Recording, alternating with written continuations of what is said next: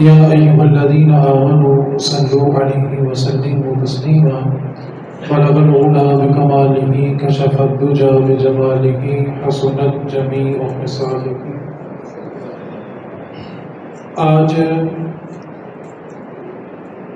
Schedule کے مطابق جو موضوع ہے کہ زنا ایک قرض ہے، جس بندے سے یہ فعل زرزد ہوتا ہے اس سے اس کا بدلہ ضرور لیا جائے گا۔ ہم یہ تو سنتے ہیں کہ زنا کرنا ایک جرم ہے، اس کا گناہ بہت زیادہ ہے، اس کا عذاب یہ ہے، اس کی سزا یہ ہے۔ آج کی نشست میں یہ سمجھنا ہے کہ زنا ہوتا کیوں ہے، اس کی وجہ کیا ہے۔ اگر ہم اس کی وجہ تلاش کر لیں گے تو نسلوں کو اس سے بچانا تھوڑا آسان ہو جائے گا۔ میرے نزدیک زنا کی سب سے بڑی وجہ نکاح میں تاخیر کرنا ہے۔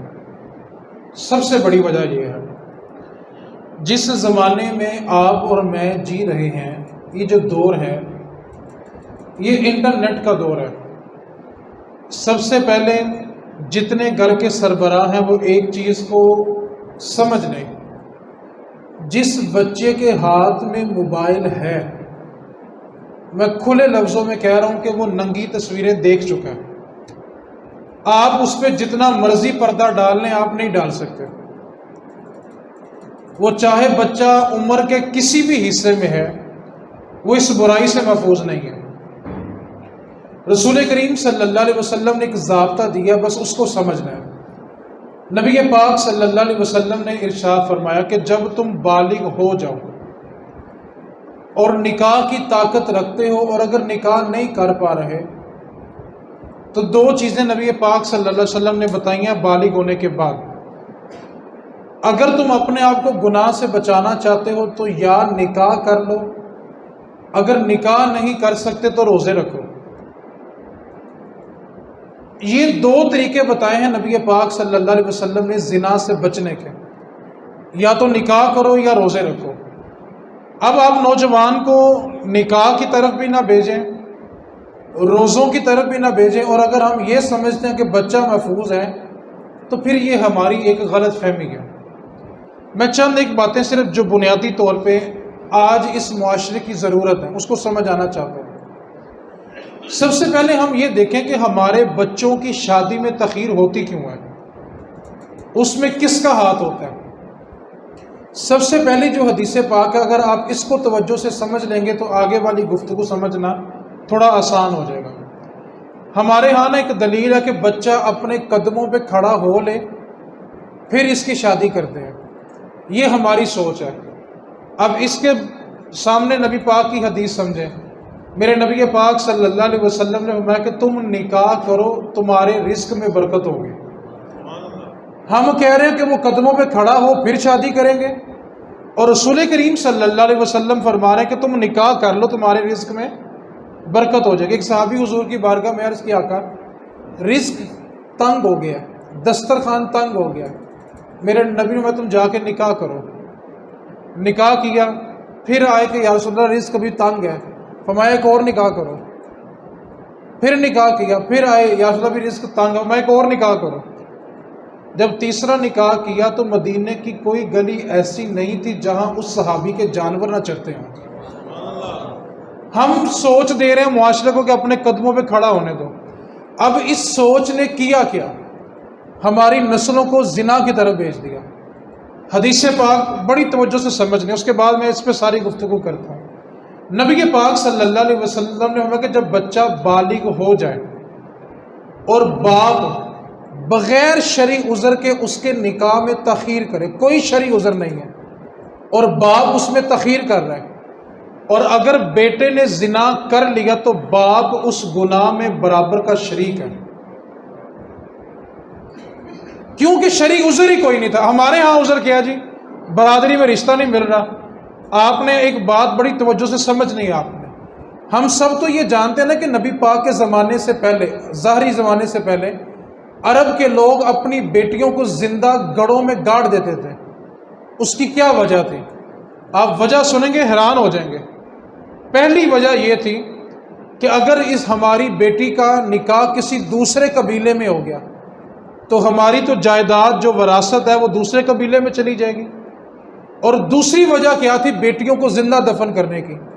وہ یہ تھی کہ اگر اپنے قبیلے میں رشتہ نہ ملا تو اس کا دوسرے قبیلے میں رشتہ کرنے پڑے گے تو ہمارے قبیلے کی ناک کٹ جائے گی، اس لیے وہ بیٹیوں کو جوان ہونے سے پہلے پہلے زندہ قبروں میں گاڑ دیتے تھے۔ اب میرا یہ سوال ہے، جو صرف برادری کی بنیاد پر بچوں کے نکاح میں تاخیر کریں، یار یہ سوچ تو زمانے جاہلیت کے کافروں کی تھی، مسلمانوں کو کیا ہو گیا؟ اگر بات صرف قبیلوں کی ہوتی تو آپ تھوڑی سی توجہ کریں، نبی پاک صلی اللہ علیہ وسلم نے اپنی صاحبزادیوں کے نکاح کن سے کیے ہیں؟ وہ سید ہیں، سیدہ کے صدقے سید بنے، سیدہ کے صدقے میں سید بنے ہیں۔ نبی پاک صلی اللہ علیہ وسلم نے اس چیز کو ختم کیا ہے، لیکن زمانے جاہلیت کی سوچ آج بھی ہمارے اندر موجود ہے کہ جی برادری میں رشتہ نہیں مل رہا۔ میں ایک سوال پوچھنا چاہتا ہوں، رسول کریم صلی اللہ علیہ وسلم کا فرمان ہے قیامت کا جب میدان لگے گا نا، ہر نسب کٹ جائے گا، صرف ایک نسب قیامت کے دن باقی ہوگا، وہ سید ہوگا۔ سید آدم علیہ السلام سے لے کے قیامت تک یہ ساری پاک پشتوں میں رہیں گے، اس کے علاوہ قیامت والے دن کوئی نسب باقی نہیں ہوگا، صرف سید باقی ہوں گے۔ جس چیز نے ختم ہو جانا ہے اس کے اوپر اتنا مان کیوں ہے؟ آج نقصان کیا ہوا؟ توجہ کرنی ہے، ہم رشتے کیوں چھوڑ دیتے ہیں؟ عجیب سوچ پیدا ہو گئی۔ ایک لڑکا ہے، اس کو دیکھنے کے لیے گئے لڑکی والے، لڑکا نمازی بھی ہے، متقی بھی ہے، آنکھوں میں حیا بھی ہے، رزق حلال بھی کماتا ہے، لیکن صرف ایک فالٹ تھا کہ وہ کرائے کے گھر میں رہتا ہے۔ ہم نے رشتہ نہیں کیا۔ اس کے دوسری طرف لڑکے کے پاس گاڑی بھی ہے، گھر بھی اپنا ہے، فیکٹری بھی اپنی ہے، لیکن پتہ ہے اس کی آنکھ صاف نہیں ہے، اس کا اٹھنا بیٹھنا ٹھیک نہیں ہے، تو ہم یہ کہہ کے رشتہ کر دیتے ہیں کوئی گل نہیں، اللہ ہدایت دے گا۔ میں کہتا ہوں جس رب نے اس کو ہدایت دینی ہے وہ رب غریب کو امیر نہیں کر سکتا؟ یہ ظلم کس نے کیا؟ ہم کہیں گے جی قد چھوٹا تھا، آنکھیں موٹی تھی، بال اس طرح کے تھے۔ اب تو نعوذ باللہ یہ صورتحال ہوگی کہ جس طرح قربانی کے بکرے منڈی میں چلا کے چیک نہیں کیے جاتے، رشتہ دیکھنے کے لیے بیٹیوں کو یوں چلا کے چیک کیا جا رہا ہے۔ تصور کرو اگر ہماری دہلیز پہ کوئی آ کر ہماری بیٹی کو یہ کہے کہ تم چل کے دکھاؤ، پہلے ادھر مکرو پھر ادھر مکر کے چل کے دکھاؤ، ضمیر پہ کیا بیتے گی؟ اور ہم دوسروں کی بیٹیوں کو جا کے بکروں کی طرح، لیلوں کی طرح چلا کے چیک کرتے ہیں۔ ہماری اس گرتی ہوئی سوچ نے معاشرے کے اندر زنا کو عام کر دیا، کیونکہ ہم نے نکاح کو عام کیا ہی نہیں ہے۔ ایک بات کو پلے باندھ لیں، نکاح جتنا سستا ہو جائے گا زنا اتنا مہنگا ہوگا، اور نکاح جتنا مہنگا کرو گے زنا اتنا سستا ہو جائے گا۔ اب کیا صورتحال پیدا ہوگی جی؟ بیٹی کے جہیز کے پیسے ہوں گے پھر شادی کریں گے، کمیٹی نکلے گی، بیٹے کے ولیمے کے پیسے ہوں گے پھر شادی کریں گے۔ اس چکر میں بچوں کو ہم نے زنا پہ نکال دیا۔ جب کمیٹی نکلے گی پھر بچوں کی شادی کا سوچیں گے، تب تک بچے چاہے زنا کرتے رہے، ماں باپ کو پرواہ کوئی نہیں ہے۔ اب تو یہ صورتحال پیدا ہو گئی ہے۔ میں آپ سے ایک سوال پوچھنا چاہتا ہوں، میں بات کا مطلب سمجھانا چاہوں گا، مطلب کی بات نہیں، بات کا مطلب سمجھنا۔ ایک بندہ ہے، وہ شادی شدہ ہے، اب وہ جہاں دفتر میں کام کرتا ہے وہاں وہ بدکاری بھی کر لیتا ہے، زنا بھی کر لیتا ہے۔ وہ اپنے گھر میں آ کے کہتا ہے کہ دیکھو بھی میں گناہ سے نہیں بچ پا رہا، آپ ایسا کرو کہ میرا نکاح کر دو، میں اس کو حلال کرنا چاہتا ہوں۔ ساری کی ساری برادری اس کے سامنے کھڑی ہو جائے گی کہ تینوں ساڑی لاش تو لنگ کے کرنا پڑے گا، نہیں کرنے دیں گے، ساری برادری سامنے کھڑی ہوگی۔ اب میرا سوال ہے، اس کے بعد جا کے وہ دوبارہ زنا کرے، ذمہ دار کون ہے؟ سوال ہے میرا۔ آپ کے اوپر برادری کا غلبہ ہوگا، میری سے کوئی مطلب نہیں ہے، آپ برادری کے ہاتھوں مجبور ہوں گے، مجھے اس سے کوئی لین دین نہیں ہے۔ ہم نے وفا کرنی ہے ممبر رسول سے، سوال یہ ہے کہ دوبارہ وہ زنا کی طرف جاتا ہے، کون ذمہ دار ہے اس بات کا؟ آج یہی صورتحال ہے، بیٹا اپنے باپ سے ادب سے کہتا ہے، ایسا نہیں کہ وہ باپ کی عزت کو خراب کر رہا ہے، بڑے ادب سے جا کے ابا جی آپ کی مہربانی، ہاتھ جوڑ کے کہتا ہے دیکھیں میں اب جوان ہو گیا ہوں، مجھ سے گناہ کے بغیر نہیں رہا جاتا، آپ مہربانی کریں مجھے گناہ سے بچا لیں۔ اب باپ کا کیا رویہ ہوتا ہے، مجھے سمجھانے کی ضرورت نہیں ہے۔ آپ کے اس رویے کے بعد وہ دوبارہ زنا کرے، کون ذمہ دار ہے اس کا؟ ہم کسی غلط فہمی میں ہیں۔ آپ یونیورسٹیوں میں جا کے دیکھیں، جو جاتے ہیں ان کو پتہ ہے بچوں نے نکاح نامے اپنے بیگ میں رکھے ہوئے ہیں۔ گھر میں خاندان والے جب پریشر ڈالتے ہیں نا شادی کرنے کے لیے کہیں اور، تو بچے نکاح نامہ نکال کے سامنے رکھ دیتے ہیں۔ ہم کس گمان میں ہیں؟ جب تک نکاح سستا نہیں ہوگا زنا سستا رہے گا۔ آپ نکاح کو سستا کر دیں، آپ تھوڑی توجہ کریں نکاح پہ کتنا کی خرچہ ہوتا ہے، نکاح کا خرچہ بھلا کیا ہے؟ مرد کہے میں نے نکاح کیا، عورت کہے میں نے قبول کیا، نکاح ہو گیا، کتنے پیسے لگے ہیں اس پہ؟ یہ جو کچھ بھی کیا ہم نے اپنے رسم و رواج کی وجہ سے کیا۔ 10 درہم حق مہر، وہ غالباً آج کل 4-5 ہزار روپے بنتا ہے، وہ حق مہر دو اور نکاح ہو گیا۔ اب سوچ دیکھیں ہماری معاشرے کی ایک اور سوچ کیا ہے، شادی پہ خرچہ ہوگا 15 سے 20 لاکھ روپیہ، کتنا خرچہ؟ بولو یار، اور پوچھو جی حاج صاحب حق مہر کتنا لکھنا، لکھ لو جو شریع ہے۔ حق مہر 5,000 روپیہ، جو خالصتاً نکاح کا حق تھا وہ 5,000 ہے، اور شادی پہ دونوں طرف سے ملا کے 30-35 لاکھ خرچہ ہو گیا۔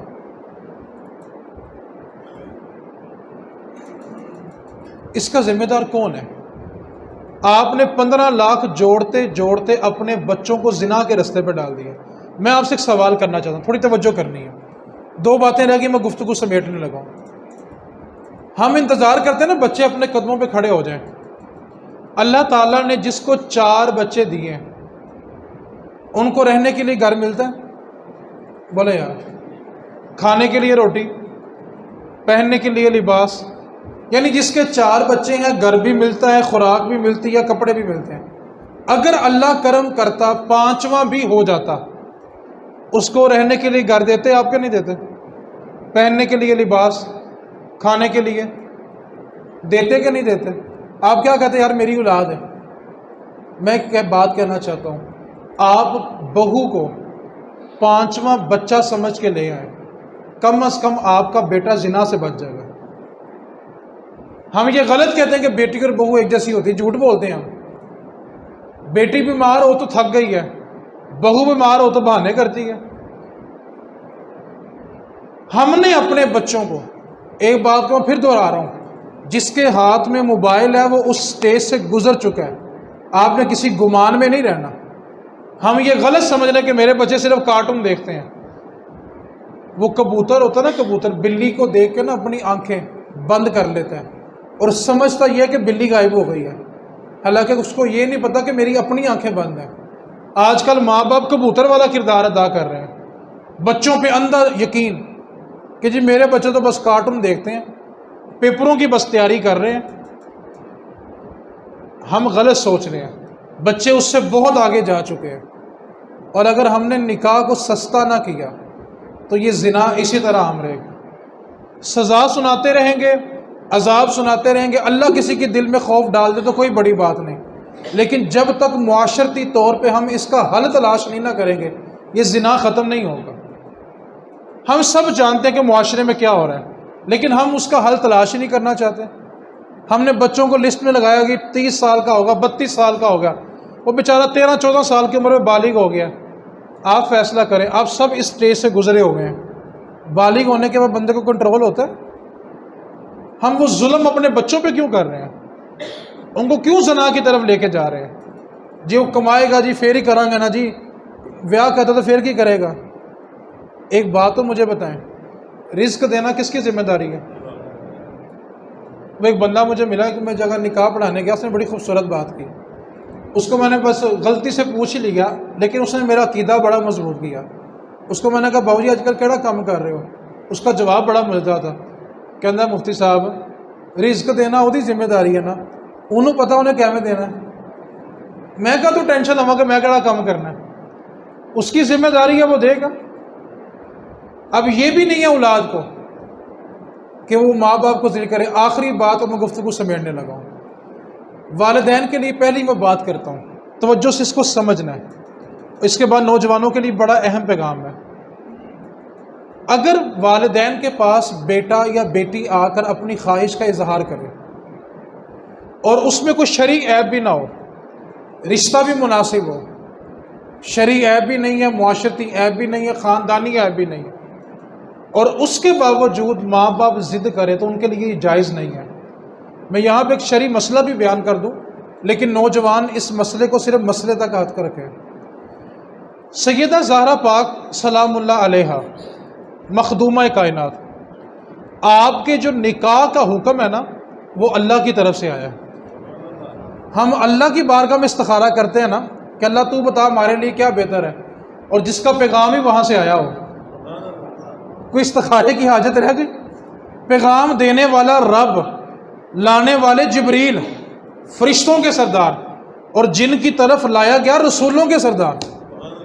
نکاح سیدہ زہرا پاک ہے، اب پیغام کہاں سے آیا؟ اللہ کی طرف سے۔ لانے والے کون؟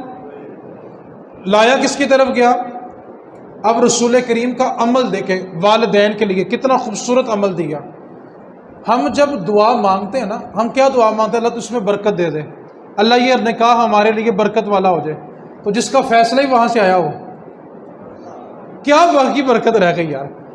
وہاں پہ ایک عقیدے کی بات ہے کہ ہم جب دعا مانگتے ہیں نا، دعا تو دعا قبولیت کے لیے اوپر جاتی ہے۔ ہم جب دعا مانگتے ہیں تو دعا قبولیت کے لیے اوپر جاتی ہے، اور جب حضور دعا مانگا کرتے تھے تو قبولیت نیچے آیا کرتی تھی، قبولیت حضور کی دعا لینے آتی تھی۔ اب پیغام کہاں سے آیا؟ لے کر کون آیا؟ کس کی طرف لائے گئے؟ اب حضور کا عمل دیکھیں، حضور اٹھے اور اپنے حجرے میں چلے گئے، جا کر فرمایا میری بیٹی فاطمہ، اللہ کی طرف سے پیغام آیا کہ میں تیرا نکاح علی سے کر دوں، کیا تیری اجازت ہے؟ پیغام آیا کہاں سے تھا؟ لایا کون تھا؟ آیا کن کی طرف تھا؟ اس کے باوجود نبی پاک نے امت کو ایک پیغام دیا۔ آپ قرآن پاک کو پڑھ کے دیکھیں، ماں باپ اب اولاد کو اپنی رضا میں راضی کر سکتے ہیں، زبردستی نہیں کر سکتے۔ شریعت نے حق ہی نہیں دیا کہ وہ زبردستی مسلط کریں۔ ہاں، ماں باپ کی نافرمانی بھی جائز نہیں ہے، لیکن ماں باپ کو زبردستی مسلط کرنا یہ بھی جائز نہیں ہے۔ ایک جگہ بالکل جائز ہے، شرعی عیب نہیں ہے، معاشرتی عیب نہیں ہے، خاندانی عیب نہیں ہے، صرف ضد ہے کہ بچے نے اظہار کیوں کیا۔ اس کا نتیجہ کیا نکلتا ہے؟ آپ اس کو حلال نہیں دیتے، وہ حرام کر لیتا۔ میں اس کی ایک اور مثال دیتا ہوں آپ کو۔ ہم کہتے ہیں دیکھیں جی نصیب کا رزق مل جاتا ہے، موقع کی بات عقیدے کی سمجھانا چاہتا ہوں۔ جو رزق آپ کے نصیب کا ہوتا ہے نا وہ آپ کے نصیب کا ہے، لیکن اللہ نے اختیار آپ کو دیا کہ آپ نے اس کو حلال طریقے سے لینا کہ حرام طریقے سے لینا۔ وہ رزق آپ کا ہی ہے، ملنا بھی آپ کو ہی ہے، لیکن اختیار آپ کا کہ آپ نے حلال لینا کہ حرام لینا ہے۔ اس کی تصویر کا دوسرا رخ دیکھیں، اولاد کے لیے یہ بھی جائز نہیں کہ وہ ماں باپ کو رسوا کرے، اپنی من مانی کرتے پھرے، جا کر ماں باپ سے خواہش کا اظہار کرے۔ آج ہمارے معاشرے میں بگاڑ بلا کیوں پیدا ہوا؟ میں کوئی بچوں کو سپورٹ کرنے نہیں آیا، کیونکہ مجھے پتہ ہے یہ موضوع بڑا حساس ہے۔ ابھی میں نے یہاں سے باہر نہیں نکلنا، پیچھے شروع ہونا ہے، لو جی مولوی بچوں کو چوڑ کر گیا جی۔ ہم بھی تو عوام کا مزاج جانتے ہیں نا۔ ابھی یہ باتیں ہوں گی ٹھیک 5 منٹ کے بعد، لیکن ایک بات کو یاد رکھیے گا، جب تک شریعت کو پس پشت ڈال دیں گے نا تب تک ہمارے معاشرے کا نظام ٹھیک نہیں ہوگا۔ آج صورتحال کیا ہے؟ ایک بندہ زنا کرے، میڈیا پہ خبر نہیں آئے گی، وہی مشہور بندہ دوسری شادی کر لے، سارا دن میڈیا بک بک کرتا رہے گا۔ آپ نے کبھی دیکھا کہ میڈیا والے سارے اکٹھے ہو کے شراب خانے کے باہر جا کھڑے ہو گئے ہوں کہ ہم یہاں سے لائیو پروگرام کر رہے ہیں، جب تک یہ بند نہیں ہوگا ہم یہاں سے نہیں جائیں گے؟ کبھی وہ زنا کے اڈے کے باہر جمع ہوئے ہوں؟ کس کو نہیں پتا کہ زنا کہاں پہ نہیں ہوتا؟ ہم کسی غلط گمان میں ہیں۔ کیا ہمیں نہیں پتا کہ زنا کے اڈے کہاں بنے ہوئے؟ کیا کبھی کسی میڈیا چینل والے جا کے کہا ہے کہ زنا کا اڈا ہے اس کو بند کیوں؟ بلا چلانے والے وزیر ہیں، چلانے والے مشیر ہیں، چلانے والے MNA ہیں، MP ہیں، وزیر اعظم ہیں، ان کی پشت پناہی ہے تو یہ چل رہے ہیں، اور ہماری نسلوں کو اس کے اندر دھکیلا جا رہا ہے، ہمیں اس کی پرواہ ہی نہیں ہے۔ ساری گفتگو کا خلاصہ اس بات میں ہے، جب تک نکاح سستا نہیں ہوگا زنا اسی طرح ہوتا رہے گا۔ آپ نکاح کو سستا کر دیں، آسان کر دیں۔ آج جو میں نے جملہ کہنا تھا اس کی طرف میں آ گیا ہوں اور میں گفتگو سمیٹنے لگا ہوں۔ ہر مرد، کھلے عام بات کر رہا ہوں میں آج، ہر مرد نہ عورت کو بستر پہ چاہتا ہے، تب نہ اس کی ذات پوچھتا ہے، نہ اس کی تعلیم پوچھتا ہے، نہ اس کا قد دیکھتا ہے، نہ اس کی رنگت دیکھتا ہے، نہ اس کا مذہب پوچھتا ہے۔ زنا کرنے کے لیے کوئی چیز نہیں پوچھی جاتی، اور حلال نکاح کرنا ہو تو برادری کیڑی ہے، قد کن ہے، بہن بھرا کنے نے، آپ نے شادی کرنی ہے اس کے ساتھ کہ اس کے خاندان سے کرنی ہے۔ آج جو آ کے یہ کہتا ہے نا کہ میری بیٹی سسرال میں پریشان ہے، تو میں اس سے پوچھتا ہوں جب بیٹی کا رشتہ کیا تھا صرف لڑکے کو دیکھا تھا کہ اس کا کاروبار دیکھا تھا، اس کا خاندان دیکھا تھا، بہن بھرا کنے نے، کنی کی سیوا کرنی پڑے گی، کار اپنا 2 منزلیں کہ 3 منزلیں؟ جب آپ نے رشتہ کیا کاروبار سے تھا تو پھر لڑکے شکوہ کس بات کا ہے؟ کیا کسی نے کبھی جا کے پوچھا کہ آپ کا بیٹا 5 وقت نماز پڑھتا ہے کہ نہیں پڑھتا؟ کیا کبھی کسی نے جا کے پوچھا کہ آپ کا بیٹا حلال کماتا ہے کہ حرام کماتا ہے؟ جب بنیاد ہی غلط رکھ دی گئی تو پھر شکوہ کس چیز کا ہے؟ زنا اس لیے سستا ہو گیا کہ ہم نے نکاح کو مشکل کر دیا۔ بستر پہ عورت لانی ہو تو نہ مذہب ہے، نہ نسل ہے، نہ رنگ ہے، نہ برادری ہے، نہ تعلیم ہے، نہ قد کاٹ ہے، کچھ نہیں دیکھا جاتا، صرف عورت ہے اور زنا ہو رہا ہے۔ اور اگر نکاح کی باری آئے تو ناک میں کوئی چیز نہیں چڑھتی۔ نتیجہ کیا نکلا؟ ایک بات کو یاد رکھیں، گھر میں رشتہ چل کے آنا یہ اللہ کی رحمت ہوتی ہے، اور جو بار بار ٹھکراتا ہے نا پھر بچے بوڑھے ہوتے ہیں اور رشتے نہیں آتے۔ جس کا رشتہ نہیں نہ ہو رہا اور وہ 40 کراس کرنے کے قریب ہے، آپ اس کی تاریخ اٹھا کے دیکھ لیں، ایک دور ضرور اس کی زندگی میں جب رشتے چل کے آتے ہوں گے اور ناک پہ نہیں چڑھتے ہوں گے، پھر بندہ ترستا ہے کہ اب کوئی بھی آ جائے ہم وہیں پہ کر لیں گے۔ اس واسطے اگر آپ اپنی نسلوں کو زنا سے بچانا چاہتے ہیں نا، 10 بندے اکٹھے کر کے اس کا نکاح کر لو، آپ کا بیٹا زنا سے بچ جائے گا۔ اور اگر آپ 300 بندے کی روٹی کا اہتمام کرنے کے لیے لیٹ کر رہے ہو نا، تو آپ اس امید کو چھوڑ دو کہ آپ کا بیٹا محفوظ ہے۔ ہم کسی غلط گمان میں۔ اس واسطے آپ مہربانی کریں، آپ سمجھدار ہیں ماشاءاللہ، معاشرے کو پھرنے والے لوگ ہیں آپ، اور معاشرے کو پھرنے والے بندے کو چاہیے کہ وہ معاشرے سے سبق حاصل کر کے اپنی اولاد کو بچا لے۔ اللہ کریم کی بارگاہ میں دعا کریں اللہ تعالیٰ نا سمجھ کی توفیق دے دے۔ اگر نکاح سستا نہیں کریں گے تو یہ زنا اسی طرح ہوتا رہے گا۔ آپ نکاح کو آسان کر لیں، ہوتا کیا جی، لو جی ایکو باری تے ویاہ ہوندا ہے، دھوم دھام نہ تے ہونا چاہیے نا، اس دھوم دھام کی خاطر آپ اپنے بیٹے کو زنا کی طرف لے کے جا رہے ہیں۔ وہ میرے ایک عزیز ہیں، بڑی اچھی پوسٹ پہ ہیں، بڑی اچھی پوسٹ پہ ہیں، ان کا بیٹا، اس کی عمر 33 سال ہو گئی، اس کے ساتھ میری اچھی دوستی تھی۔ ایک دن میرے پاس آ کہنا، مفتی صاحب پاپا آپ کو بھی نا روزانہ گزرتے ہوئے سلام کر کے جاتے ہیں، تو مہربانی ان کو سمجھائیں کہ میری شادی کر دیں۔ کہتا اگر انہوں نے میری شادی نہ کی تو میں نے زنا کر لینا۔ اس کے والد صاحب گزرے، میں نے ان کو روک دیا، گاڑی میں تھے، میں چلا گیا، میں کہا آپ ان کی شادی کیوں نہیں کرتے؟ اس کا جواب سنیں، بڑی اچھی پوسٹ پہ ہے اور ایسا سمجھدار بندہ، کمال ہے، لیکن بے وقوفی کی انتہا دیکھیں۔ کہنے لگا مفتی صاحب بیٹا بات بھلا کیا ہے؟ بزرگ کو کہتا بیٹا بات بھلا کیا ہے؟ میں ہوں ایک اچھے عہدے پہ، جب بچے کی شادی کروں گا تو بڑے بڑے لوگ آئیں گے، اور جب تک ان کی شیان شان ولیمے کے پیسے نہیں نہ ہوتے میں نے بچے کی شادی نہیں کرنی۔ اب آپ بتائیں، اس کا بیٹا اگر گھر سے بھاگ جائے، جو اپنے باپ کے سامنے ہاتھ جوڑ چکا ہے کہ آپ کی مہربانی ہے میرا نکاح کر دے، میں گناہ سے نہیں بچ پا رہا۔ ابھی یہ رمضان شریف کی بات ہے، اقبال ٹاؤن کا علاقہ، وہاں پہ میں چلا، ایک دوست ہے میرا، اللہ تعالیٰ نے اس کو اتنا وسیع رزق دیا، اللہ اس کو اور دے، بڑا وسیع رزق دیا اللہ نے، اس کو گاڑی بھی دی ہے، کافی گھر دی ہیں، ٹھیک ہے. اس نے اپنی ماں سے کہا، اکیلا اکیلا بیٹا، اکیلا اکیلا، اور دولت اللہ تعالیٰ نے وسیع دی ہے.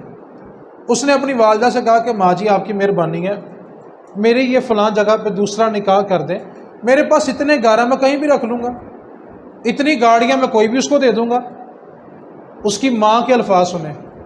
اس نے مجھے بلایا کہ آپ میری والدہ کو سمجھائیں. میں نے اس کی والدہ کو کہا کہ اب ایک بندہ جائز کرنا چاہ رہا ہے، جتنا پیسہ وہ تو حرام کاری بھی کر سکتا ہے، تو آپ اس کا نکاح کیوں نہیں کرتی؟ اس کا جواب پتا کیا تھا ماں کا؟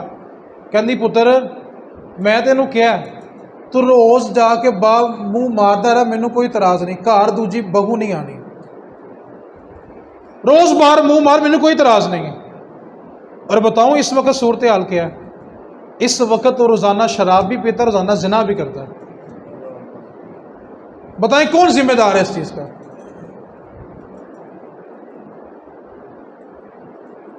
اگر آپ اپنی نسلوں کو بچانا چاہتے ہیں تو خدا کے واسطے نکاح کو سستا کریں، سستا کریں یار نکاح. یہ جتنی رسومات ہیں نا، یہ ہم نے خود بنائی ہوئی ہیں. آپ اس کو ختم کر لیں، آپ کے بچے زنا سے بچ جائیں گے. اور اگر آج ختم نہ کیا تو اللہ تعالیٰ آپ کی نسلوں کو محفوظ رکھے، اللہ اپنے امان میں رکھے. لیکن آنے والا دور اچھا نہیں آ رہا. میں صرف ایک جملہ کہتا ہوں، آپ یہاں سے تصور کریں، آنے والا 100 سال سوچیں کیا ہوگا. میں کہتا ہوں جن کے والدین ایسے ہیں، آج کی نسل کی بات کر رہا ہوں، آنے والی نسلوں کے والدین کی یہ صورتحال ہے. سوچو آنے والی نسلیں کیسی ہوں گی. ہمیں تھوڑی آنکھیں کھولنی پڑیں گی. زنا کی سب سے بڑی وجہ کیا ہے کہ نکاح مہنگا ہو گیا. میں نے کھلے عام بات کی، آج کہتے ہیں ننگیاں گلاں.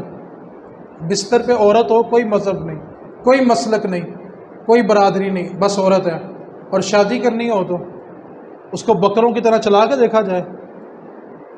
ڈر جائیں اس وقت سے جب کوئی ہماری عزت کو کہے تو چل کے دکھا. اللہ کریم کی بارگاہ میں دعا، اللہ تعالیٰ ہم سب کو نہ سمجھ کی توفیق عطا فرمائے. وما علینا الا البلاغ.